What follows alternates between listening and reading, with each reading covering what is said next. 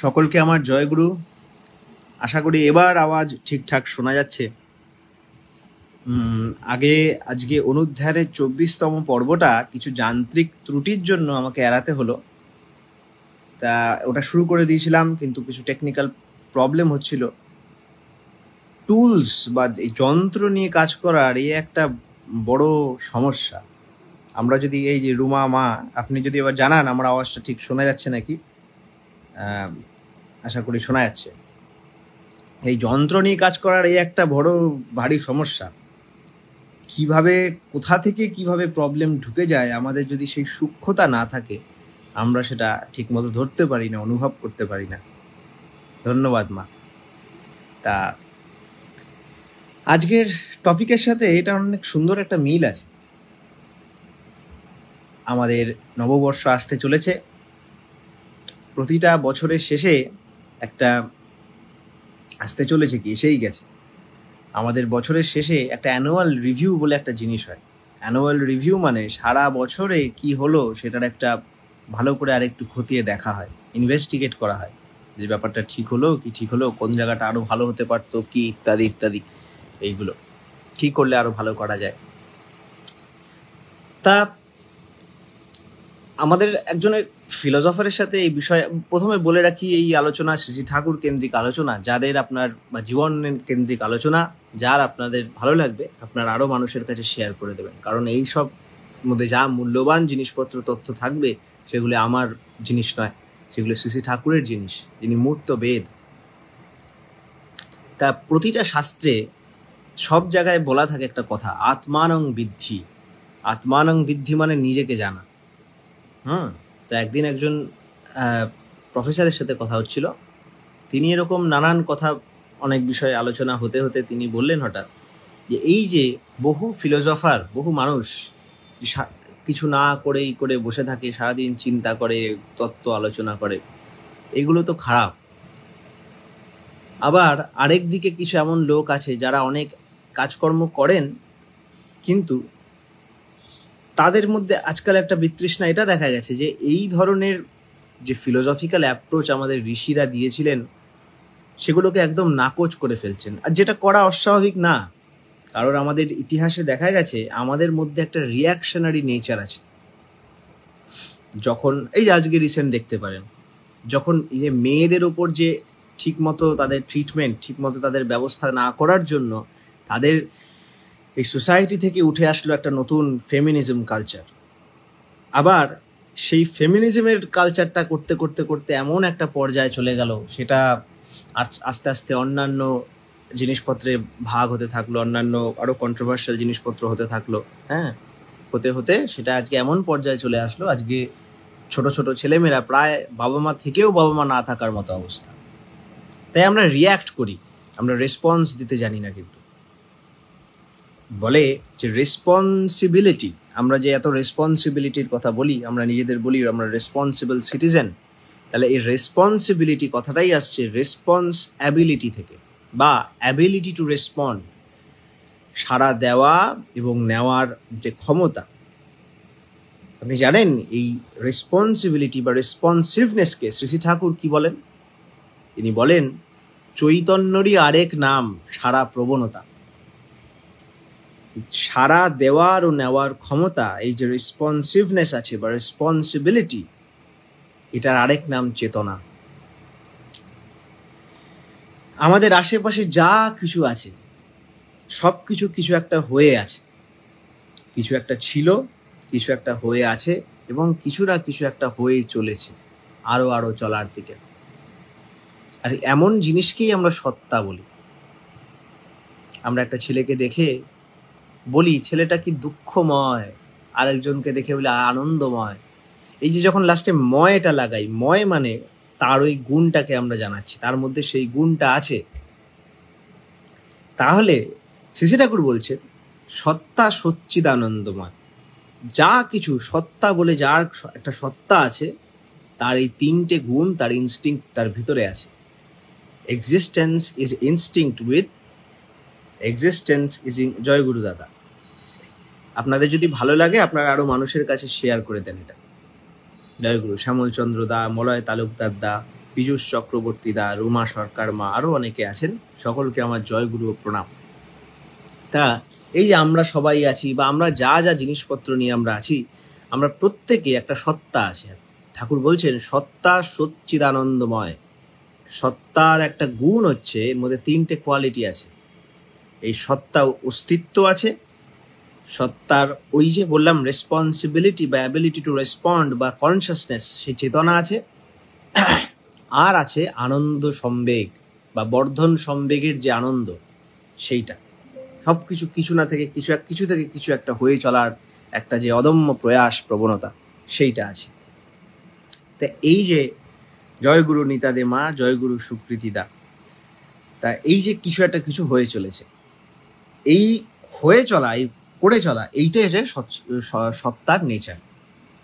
তা এই নিয়ে কথা হতে হতে, ওই যে রেসপন্সিবিলিটি, এই নিয়ে কথা হতে হতে যখন একজন বললেন যে তাহলে এই ধরনের থট, আপনারা যদি প্র্যাকটিক্যালি আমাকে বলুন এই ধরনের থট প্রসেস, এই ধরনের জিনিসপত্র কি ইম্পর্টেন্স আছে, তখন এটা নিয়ে একটু গভীরভাবে দেখলেই আমরা কিন্তু পরিষ্কারের অ্যান্সারটা পাই। সেটা হচ্ছে একজন উপযুক্ত কর্মীর টার্গেট কি থাকে। কর্মী ছাড়া একজন ডাক্তারের কথা ভাবি। একজন ডাক্তারের কাছে যখন একজন পেশেন্ট আসেন ট্রিটমেন্টের জন্য, তিনি কি সবাইকে ইকুয়াল ট্রিটমেন্ট দেন? দেন না। তিনি আগে সেই পেশেন্টকে জানেন যে পেশেন্টটা কে, দরকার হলে তার মেডিকেল হিস্ট্রি কি, তার কি কোথায় প্রবলেম, কেন হয়েছে, করে ট্রিটমেন্ট। তাহলে আমরা যেটাকে নিয়ে কাজ করছি বা যাকে নিয়ে কাজ করছি তার ব্যাপারে আমাকে একটা মিনিমাম আন্ডারস্ট্যান্ডিং যদি না থাকে, বা তার ব্যাপারে আমার যত পারফেক্ট আন্ডারস্ট্যান্ডিং থাকে, তার সলিউশন আমি তত ভালো করে বার করতে পারি, তার শর্টকাট, তার এফিসিয়েন্সি বা তার দক্ষতা তত বেড়ে যায়। ঠিক তেমনই আমরা সবসময় কিছু না কিছুভাবে আমরা ওই সৎ চিত আর আনন্দের ফুলফিলমেন্ট নিয়ে লেগে পড়ে আছি। আমরা ওইটা ঠিক করার চেষ্টা করছি, আমরা নিজেকে খুশি করার চেষ্টা করছি, আমরা আমার মাইন্ডকে স্যাটিসফাই করার চেষ্টা করছি। এই নিজেকে স্যাটিসফাই করার যে চেষ্টা করছি, এটাও একরকম ট্রিটমেন্ট। তাহলে ডাক্তার যেমন কোনো না কোনোভাবে একটা মানুষকে, তার পেশেন্টকে ট্রিটমেন্ট দেওয়ার জন্য তার ব্যাপারে জেনে নেয়, তেমন আমাদের যতটা জানতে পারে ততটা এফিশিয়েন্ট হয়। ঠিক তেমনই আমরা যতটা আমাদের ব্যাপারে জানতে পারবো, আমরা যতটা নিজের সিস্টেমটাকে, এই মন, বুদ্ধি, চিত্ত, অহংকার, তন্মাত্র সবটা দিয়ে যে আমার আমিত্ব পুরো ব্যাপারটাকে জানতে পারবো, ততটা আমার ডিলিং এফিশিয়েন্ট হবে। খুব বুদ্ধি সাধারণভাবে দেখেন, আপনি হয়তো বাইকে করে ঘুরে বেড়াতে পারেন, ভালো লাগে খুব। তো এই বাইকের ব্যাপারে আপনার যতটা নলেজ হবে, যতটা হাতে কলমে নলেজ অ্যান্ড থিওরিটিক্যাল নলেজ যত হবে, ততটা কিন্তু ওটার হ্যান্ডলিং আপনি ভালো করে করতে পারবেন, ততটা কিন্তু সুইফটলি চালাতে পারবেন, তাই না? আপনার প্র্যাকটিক্যাল যেরকম নলেজ আছে, কিন্তু এই নলেজটা ওটাকে আরও এনহ্যান্স করে দেবে। ঠিক তেমনভাবেই আমাদের এই যা কিছু করছি, কোনোটা তো নিজের অস্তিত্বকে বাদ দিয়ে না, নিজের দেহটাকে বাদ দিয়ে না, নিজের মনটাকে বাদ দিয়ে না, এইটাকে নিয়েই আমরা যা করার করণীয় করছি। তাই সেইটাকে ঠিক রাখার জন্য, সেইটাকে আরও তোর দিকে ঠেলে দেওয়ার জন্য বা আরও পারফেক্ট রেজাল্টস আনার জন্য কিন্তু এটাকে জানা প্রয়োজন, এই আত্মানং বৃদ্ধি প্রয়োজন। তাই এটা শুধুমাত্র একটা ফিলোসফিক্যাল, তথাকথিত ফিলোসফিক্যাল অ্যাপ্রোচ না, আত্মানং বৃদ্ধি একটা অত্যন্ত ইম্পর্টেন্ট অ্যাসপেক্ট আমাদের লাইফের। হ্যাঁ, আর আমি যখন নিজের মুখকে দেখতে চাই, নিজের চোখকে দেখতে চাই, আমার কি করতে হয়? আমার এই যে ক্যামেরা আছে সামনে, ক্যামেরার সামনে নিজেকে দেখে তবে নিজেকে দেখতে পাচ্ছি, একটা আয়না লাগে। তেমন নিজের সামনে একজন ওরকম আইডিয়াল ফিগারকে রেখে, একজন লিভিং আইডিয়ালকে রেখে তার আলোয় নিজেকে আলোকিত করে সেই জ্ঞানে নিজেকে ছড়িয়ে দিতে হয়। শ্রী ঠাকুর এই আত্মানং বৃদ্ধি সম্বন্ধে কত সুন্দরভাবে বলছেন দেখেন। অখণ্ড জীবন দর্শন নামে একটা গ্রন্থ থেকে কিছুটা পাঠ করছি। যারা যারা এসছেন, দেখছেন, অনেকে কমেন্ট করছেন, তাদের আমি বলি, আজকে আমাদের অনুধ্যান পর্বতে কিছু করায় টেকনিক্যাল কিছু সমস্যা হচ্ছিল, তাই জন্য আমরা ওটাকে বন্ধ করে এই লাইভ আসলাম এখানে। আপনাদের কিছু প্রশ্ন বা কিছু শেয়ার করার যা থাকবে এখানে কমেন্ট করে আমাদের, বা কোনো উত্তর কিছু যদি থাকে কমেন্ট করে আপনি জানাতে পারেন। জয় গুরু। শ্রী ঠাকুর বলছেন, প্রত্যেকটি মানুষ তার জীবনের চলার পথ ও গন্তব্য সম্পর্কে একটা সুস্পষ্ট ধারণা লাভ করতে চায়। এই ধারণা যদি বিহিত বিশদ ও, এটা শ্রী ঠাকুর প্রফুল্লদা লিখছেন এবং শ্রী ঠাকুরের আলোকেই লিখছেন, এই ধারণা যদি বিহিত বিশদ ও স্বচ্ছ না হয় তাহলে তার চলাটা হয় এলোমেলো। উদ্দেশ্য সম্বন্ধে সচেতন না হওয়ার দরুন তার অনেক শক্তির অপচয় হয়।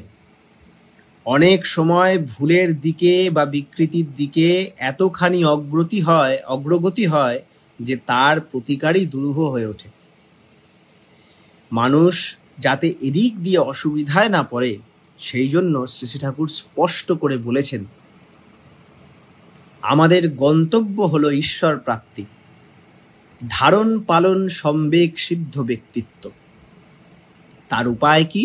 তার উপায় হচ্ছে আচার্যের সক্রিয় অনুরতি।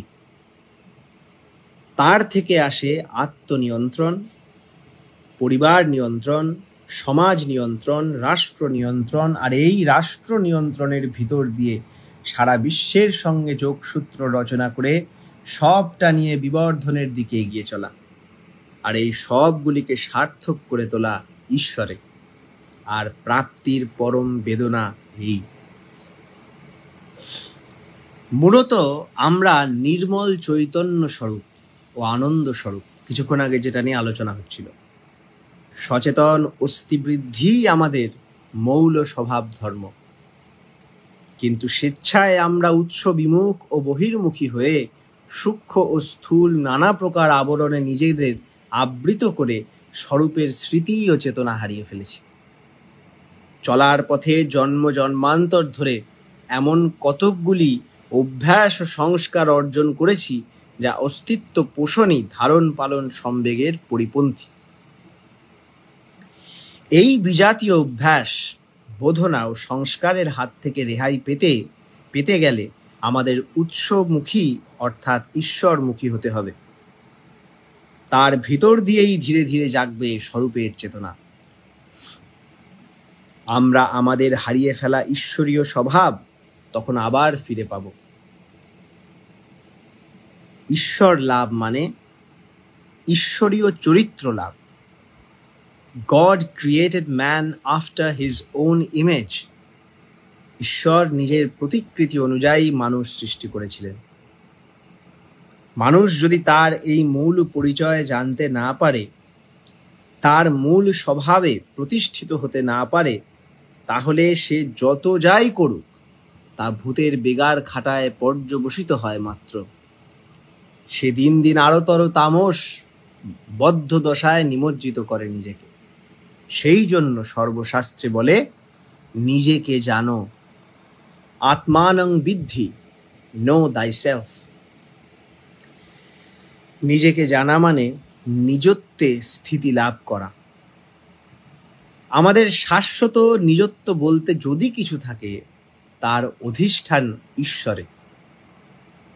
তিনিই আমাদের জীবনের উদ্গময়ক, তা থেকেই উৎসৃষ্ট আমরা। সৃজন সূত্রে তারই স্বভাবের উত্তরাধিকারী আমরা।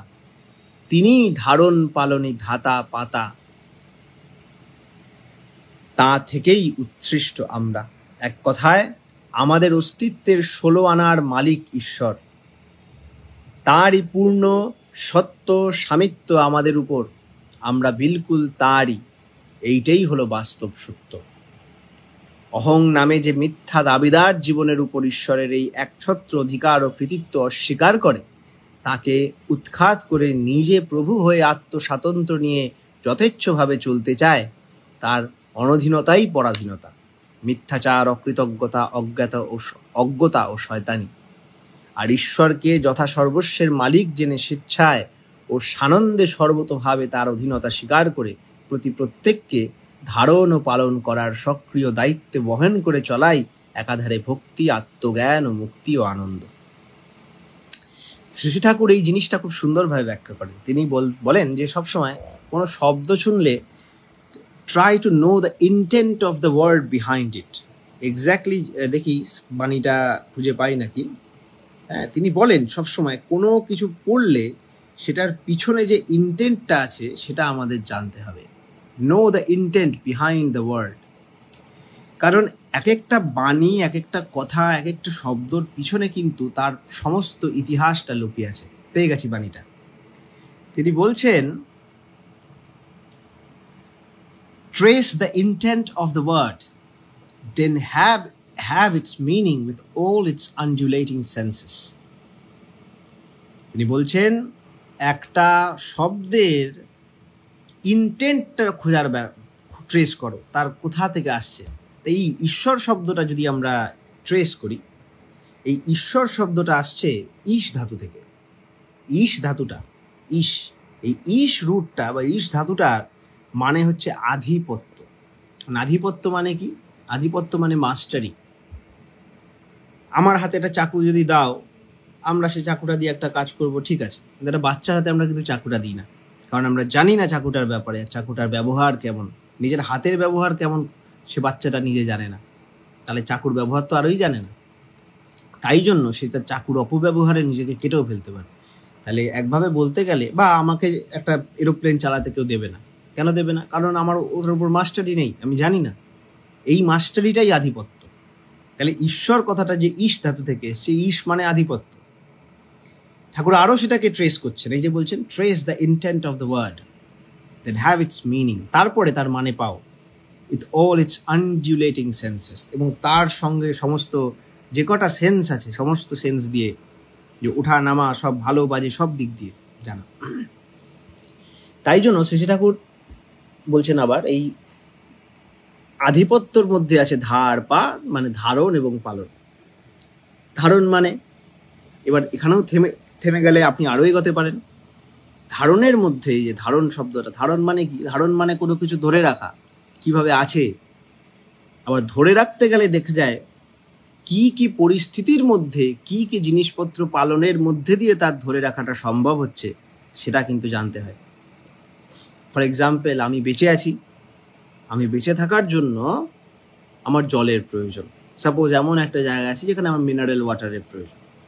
এখন মিনারেল ওয়াটারটা আমাকে যে বাড়িতে যিনি দিয়ে যান, সেইটার জন্য আমাকে জানতে হবে যে তাহলে তার ঠিক থাকা লাগবে। তার যদি সেই মিনারেল ওয়াটার কেনার মতো পরিস্থিতি না থাকে, বা আরও যারা বায়ার আছে যেখান থেকে আসে সেই ব্যবস্থাটা ঠিক না থাকে, তাহলে আমি কিন্তু সেই ওয়াটারটা পাবো না। তাহলে আমারই ওই জলটা পান করা হবে না, আমারই প্রবলেম হয়ে যাবে। আমার ধরেন বেঁচে থাকতে খাওয়ার জন্য দুধের প্রয়োজন, এই দুধ পান করার জন্য গরুর দরকার। তাহলে এই গরু কি কি পরিস্থিতিতে বেঁচে থাকতে পারে সেটা আমাকে জানতে হবে, এবং সেই পরিস্থিতির ব্যবস্থা কিন্তু করে দিতে হবে। এই যে সবাই মিলে একটা, তাহলে অনেকগুলো জিনিসের পালনের জিনিসের মধ্যে দিয়ে ধারণটা সম্ভব হচ্ছে। আর এই একটা সম্বেগ, এই ধারণ পালনই সম্বেগ, এই সম্বেগটাই কিন্তু সব কিছুকে ঠেলে নিয়ে চলে যাচ্ছে। আমাদের পারিপার্শ্বিকের সঙ্গে সাড়া দেওয়া নেওয়া ইত্যাদি সমস্ত রকমের ইন্টারাকশনের ফলাফল অনুযায়ী আমরা যে জিনিসটা জানতে পাচ্ছি, আর এই যে ক্ষমতা, এই যে অ্যাবিলিটি টু রেসপন্ড, এই যে ability to take the impulses, ability to give the impulses, এই যে ক্ষমতাটা, এটাই চেতনা। হ্যাঁ, না হলে এই চেতনা দিয়ে নিজেকে জানা, আর এই চেতনাটা কি তাকেই জানা, এটাই বলছেন কিন্তু এই আধ্যাত্মিকতার মূল সূত্র এবং লক্ষ্য। আমার বারবার এই এখানে একটা শব্দ ছিল ব্যাগার খাটা, এই শব্দটা শুনে বারবার ওইটা একটা ওই গানটা মনে পড়ে। যতই চাই ভুলে অন্যদিকে কথাটা নিয়ে যেতে, কিন্তু বারবার মনে পড়ে। পঞ্চানন সরকার দা এই গানটা লিখেছিলেন।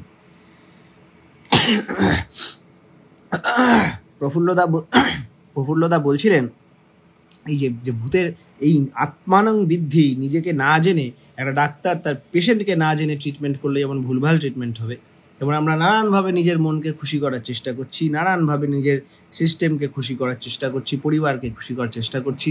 এই সবটার মূলে যে ধারণ পালনী সম্বেগ আছে, যে আমিত্ব আছে, মিথ্যা অহংকারের প্রলেপের পিছনে যে ঈশ্বরের ঈশিত্বওয়ালা যে সত্তাটা আছে, সেটাকে না জেনে, সেটাকে খুশি না করতে পেরে আমরা কিন্তু কোনোদিন এটা শেষ করতে পারবো না, কোনোদিন স্যাটিসফাইড হব না। একটা কথা আছে শাস্ত্রে, তস্মিন তুষ্টে জগৎ তুষ্টম, তিনি তুষ্ট হলে সমস্ত কিছু তুষ্ট হয়। প্রফুল্লদা সেই গানটায় লিখছেন যে আপন দেশে চল পেয়ারি, আপন দেশে চল মিছে আসে পরবাসে, ঘুরে কি বা ফল আপন দেশে চল, কেন ফেরো যথা তথা, কে বুঝিবে প্রাণের ব্যথা, কেন কাঁদো কেন হাসো, হয়রানি কেবল মিছে আসে পরবাসে, ঘুরে কি বা ফল। ওখানে একটা লাইন আছে যে ভূতের বেগার খেটে খেটে, বেলা যে তোর গেল কেটে, স্বপ্নের ঘোর তবু কি তোর, কাটবে না কি বল, শ্রী গুরুর চরণ ধরো, করো পথেরই সম্বল, আপন দেশে চল। এই যে আপন দেশে যেতে বলছে, ওটা কিন্তু কোনো একটা রিয়েল স্পেস না, এটা আপনারা বুঝতেই পারছেন। আপন দেশ হচ্ছে সেরকম একটা ভাবের স্তর। সেরকম ভাবের স্তর মানে কি, এটা বলতে একটা ঘটনা বলতে হয়। শ্রী ঠাকুর একজন বলছেন যে আপনারা এইভাবে কাজ করেন কি করে এত অভাবের মধ্যে। শ্রী ঠাকুর সেদিন বলেছিলেন যে আমাদের এখানে সবই আছে, শুধুমাত্র ওই খাওয়ার পড়ার একটু অভাব, বাকি সব আছে, বাকি কোনো অভাব নেই।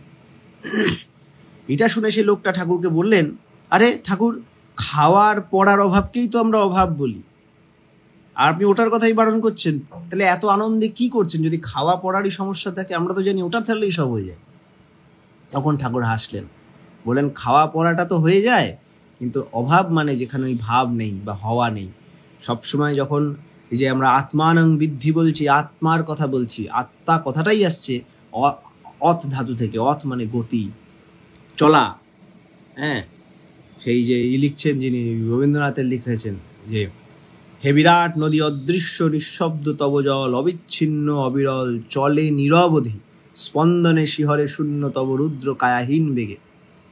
আছে না, হে ভৈরবী ও বৈরাগিনী, এই নিরন্তর চলা, এই চলা তোমার রাগিনী, শব্দহীন সুর অন্তহীন দূর, তো তোমারে কি দেয় সারা, সর্বনাশা প্রেম তার তুমি তাই নিত্য ঘর ছাড়া। এই যেটা আছে, একটা কে অজান কোথার থেকে ঠেলে চলেছে, একটা অদৃশ্য নদীর মতো বয়ে চলেছে এই ইউনিভার্স, এই ম্যাক্রোকজম। আর শ্রী ঠাকুর বলেন, বা শাস্ত্রেও বলে, সায়েন্সও বলছে, এই মাইক্রোকজম বা বডি বা ছোট ছোট জিনিস সব কিছু ওই ম্যাক্রোকজমেরই ডিম, ম্যাক্রোকজমেরই রূপ। যা আছে ভাণ্ডে তা আছে ব্রহ্মাণ্ডে। হ্যাঁ, সেরকমই ইয়ৎ পিণ্ডে তৎ ব্রহ্মাণ্ডে, এরকম একটা আছে।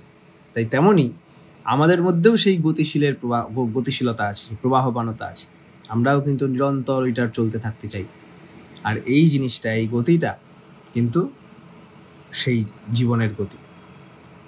তাই আমরা কিন্তু ওই কমপ্লিট ফুলফিলমেন্ট পাবো না যতক্ষণ না এই আত্মানং বৃদ্ধি না হবে। আমরা কমপ্লিটলি নিজের মাইন্ডকে বা ইয়েকে সব ওই ভূতের ব্যাগার খাটা মতো হবে, কোনোভাবে স্যাটিসফাই করতে। ঠাকুরকে যখন বলে আপনার তো অভাব মানে এই অভাব, তখন ঠাকুর বলছে না, যেখানে ভাব নেই, যেখানে ওই হওয়া নেই, সেখানেই হচ্ছে অভাব। ভাব মানে কিছু থেকে কিছু একটা হয়ে চলা, আমরা যেরকম চাইছি সেটার মধ্যে। এখন এগুলো সব অ্যাবস্ট্র্যাক্ট কথা।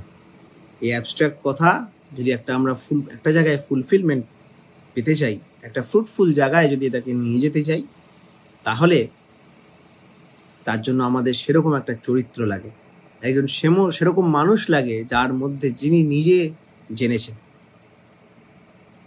এরকম নিজে জানার মতো মানুষ অনেক আছে সোসাইটিতে, বা খুঁজতে হয়, খুঁজলে পাওয়া যায়। কিন্তু সবটা জানেন তিনি, যিনি জ্ঞানের মূর্তি স্বরূপ, যিনি জেনে করে করে জেনেছেন তো একটা দিক, কিন্তু যিনি জেনেই এসেছেন, জন্মদিব্য কর্মদিব্য যেই বলেছেন শ্রীকৃষ্ণ, যে আমরা থাকি যারা করে করে জানি, কর্মদিব্যর মাধ্যমে আমরা ঈশ্বরত্ব লাভ করি। কিন্তু আবার আরেকটা রকম আছে যেখানে ঈশ্বর হয়েই আসেন।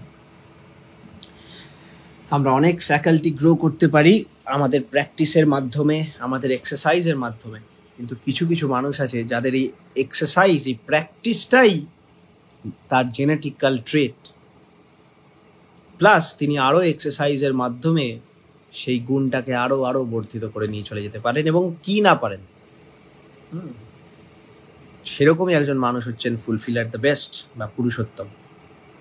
যুগে যুগের অদ্ভুত অদ্ভুত পরিস্থিতির মধ্যে পড়ে যখন পৃথিবীর মধ্যে সেই নিখিলের ত্রাহিমাং স্বরটা জেগে ওঠে, বাঁচতে চায়, আমায় রক্ষা করো বলে জেগে উঠি, আমাদের মধ্যে সেই ক্রাইটা, এক্সিস্টেন্সিয়াল ক্রাই যখন জেগে ওঠে, তখন পরিস্থিতি প্রকৃতির মাধ্যমেই সেটা চলে আসে, এবং তাদেরকে বোঝারও কিছু গুণ আছে, কয়েকটা গুণ আছে। তিনি হন ইটারনালি লাভিং একটা মানুষ, যে সব কিছুকে ভালোবাসে, নিরবিচ্ছিন্ন ভালোবাসা আছে যার মধ্যে, হ্যাঁ, এবং কোনো রকম কোনো বাজ বিছানে সবাইকে ভালোবাসেন তিনি, এবং সবার সাথে আছে তার একান্ত আত্মবোধ।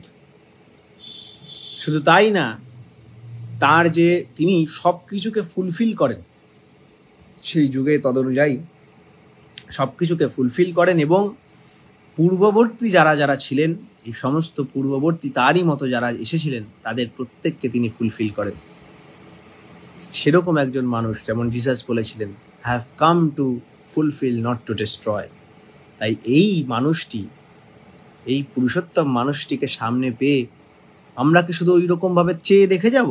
না, ঠাকুর বলছেন আমাদের গন্তব্যই যে ঈশ্বর প্রাপ্তি। তিনি বলছেন ঈশ্বর প্রাপ্তি মানে ঈশ্বর আপ্তি, তার সেই গুণগুলো, ঈশিত্বগুলো আমাদের চরিত্রে রূপায়িত করতে হবে। তাই জন্যই তো তিনি আচার্য। আচার্য মানে যিনি চলে দেখিয়েছেন, তিনি জেনে করে জেনেছেন। আবার তিনি আমাদের আদর্শ। আদর্শ শব্দটাকে ভাঙলে কি আসে? আ যুক্ত দৃশ যুক্ত অল, আমি যাকে দেখে চলি তিনি আমার সামনে থাকেন, ফোর রানার, তাই না? তাই তাকে দেখে বীর সমুদ্রের বিশাল ঢেউটার দিকে তাকিয়ে খালি ঢেউ গোনার টাইম নেই আমাদের। কিছুক্ষণ আগে যে গানটার কথা বলছিলাম, ওই গানটার লাস্ট লাইন এরকম ছিল যে, আর কাজ নেকো তীরে বসে কাল সাগরের ঢেউ গুনে, কাজ নেকো তীরে বসে কাল সাগরের ঢেউ শুনে, পারো তো জয় গুরু বলে ডুবে যায় অতল, শ্রী গুরুর চরণ করো পথেরই সম্বল, আপন দেশে চল, আপন দেশে চল পেয়ারি, আপন দেশে চল, মিছে আসে পরবাসে, ডুবে কি বা ফল, আপন দেশে চল। তাই এই যে আপন দেশ, এরমভাবে আমরা আগেই ব্যাপারটাকে এস্টাবলিশ করলাম, এটা কোনো ফিজিক্যাল স্পেস না। আমাদের এই ফিজিক্যাল স্পেস সেই সাটল মেন্টাল স্পেসেরই একটা প্রতিচ্ছবি মাত্র। বাইরে যখন আমি কিছু দেখি, সেটা ব্রেনে গিয়ে আমার একটা ইমেজ বানায়, যে ইমেজটাকেই অ্যাকচুয়ালি আমি দুনিয়া বলে দেখতে পারি। যে আপন দেশ মানে আমাদের অন্তরে সেই স্টেজে, সেই দেশে পৌঁছাতে বলছেন। সেটাই হচ্ছে দয়াল দেশ, হ্যাঁ, যেখানে তার দয়ার অ্যাকসেপ্টেন্স চরম। হ্যাঁ, তাই যত আমাদের অন্তরে আমরা আত্মানং বিদ্ধি বা তাকে পেয়ে তার বিধিগুলো জেনে, যেই